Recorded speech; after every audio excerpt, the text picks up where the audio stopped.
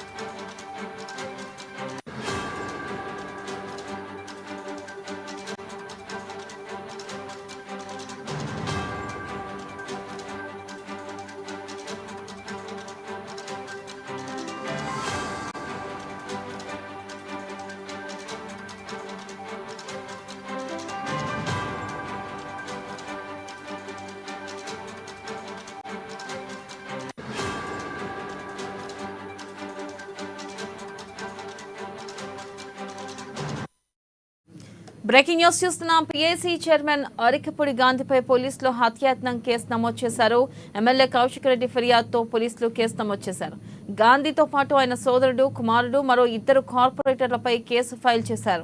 ఇక నిందితుల్లో కార్పొరేటర్లు వెంకటేష్ గౌడ్, శ్రీకాంత్లను చేర్చారు. దీనిపై మరింత సమాచారాన్ని మా ఇన్పుట్ ఎడిటర్ శ్రీనివాస్ అందిస్తారు. శ్రీనివాస్, చెప్పండి, గాంధీపై పోలీసులు హత్యాయత్నం కేసు నమోదు చేసినట్లుగా తెలుస్తుంది. అసలు ఏ సెక్షన్ల కింద కేసు నమోదు చేశారో అప్డేట్స్ ఏంటి?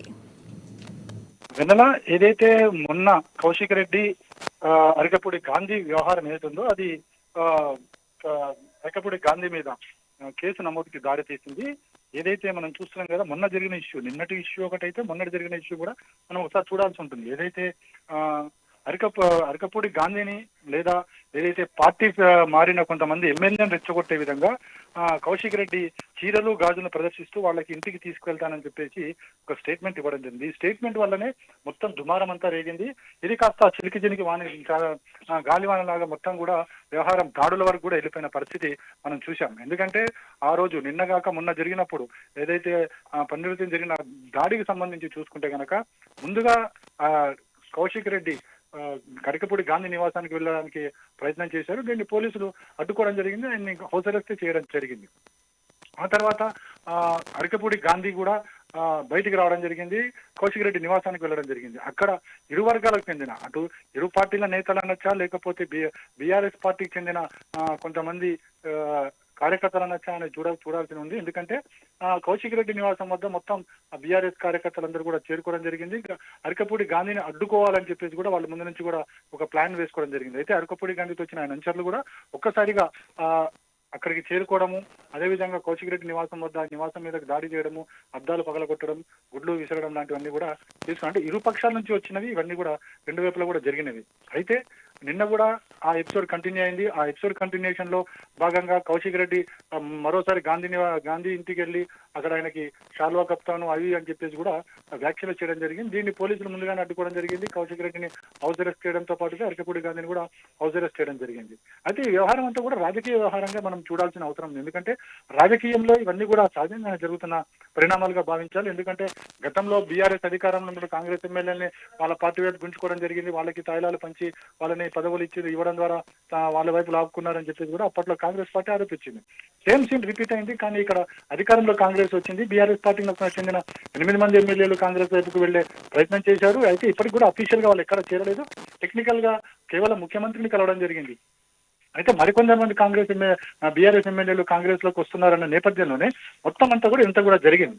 సో ఇక్కడ ఈ ఎపిసోడ్ అన్నింటినీ కూడా పక్కకు పెడితే కనుక ఇదంతా జరిగిన తర్వాత 2 రోజుల తర్వాత కౌశిక్ రెడ్డి వెళ్లి పోలీస్ స్టేషన్ లో అరకెపూడి గాంధీ మీద ఏదైతే తన ఇంటి మీద జరిగిన దాడులు ఏవైతున్నాయో వాటిని తీసుకుని హత్యాయత్నం కేసు పెట్టడం జరిగింది. దీంతో పోలీసులు కూడా స్పందించి కేసునైతే స్వీకరించారు.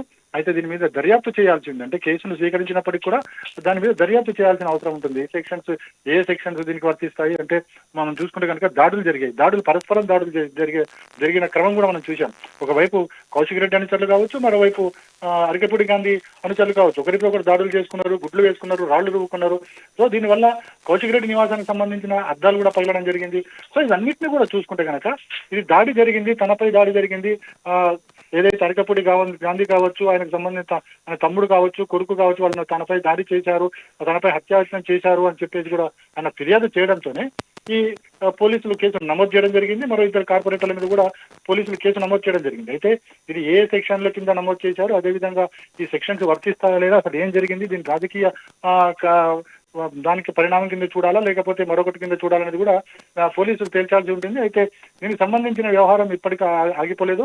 ఇంకా దీని పరిస్థితి మరింతగా కుదిరే అవకాశం కూడా ఉందని చెప్పేసి కూడా ఇరు పార్టీకి చెందిన వర్గాలు చెప్తున్నాయి. ఎందుకంటే ఇప్పుడు బీఆర్ఎస్ చెందిన కొంతమంది ఎమ్మెల్యేలు కాంగ్రెస్ లోకి వెళ్లే ప్రయత్నం చేస్తున్నారు. కాబట్టి ఇది ఇంకా గ్రీన్ సిగ్నల్ ఇచ్చి వాళ్ళని మరింత పార్టీలోకి తీసుకునే అవకాశాలు కూడా ఉన్నాయని చెప్పేసి కూడా తెలుస్తుంది. Right, thank you Srinivas.